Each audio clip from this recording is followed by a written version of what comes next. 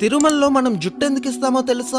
మొట్టమొదట వెంకటేశ్వర స్వామి ఒక చీమల పుట్టలో ఉండేటప్పుడు బ్రహ్మదేవుడు ఒక ఆవు రూపం దాల్చి రోజు ఆ చీమల పుట్ట దగ్గరికి వచ్చి పాలిచ్చేవాడు. అది గమనించిన ఆవుల కాపరి ఈ ఆవు మీదకి తన గొడ్డల్ని విసురుతాడు. అప్పుడు వెంకటేశ్వర స్వామి ఆ ఆవుకి అడ్డంగా నిలబడతాడు. దాంతో ఆ గొడ్డలి వెంకటేశ్వర స్వామి తలకి తగిలి రక్తం కారి దెబ్బ తగులుతుంది. కొన్నాళ్ళకి ఆ దెబ్బ అయితే తగ్గిపోతుంది, కానీ అక్కడ వెంట్రుకలు మాత్రం రావు. ఒకసారి వెంకటేశ్వరుడు కొండ మీద పడుకొని ఉండగా ఆకాశ మార్గంలో వెళ్తున్న నీలాదేవి అనే ఒక గంధర్వ కన్య వెంకటేశ్వరుని చూచి కిందకి వస్తుంది. తలకి తగిలిన దెబ్బని చూసి ఎంతో బాధతో తన తల నుంచి కొన్ని వెంట్రుకలను తెంపి వెంకటేశ్వరునికి ఇస్తుంది. అప్పుడు వెంకటేశ్వరుడు ఇలా చెప్తాడు, నా అందం కోసం నీ అందాన్ని పాడు చేసుకున్నావు కదా.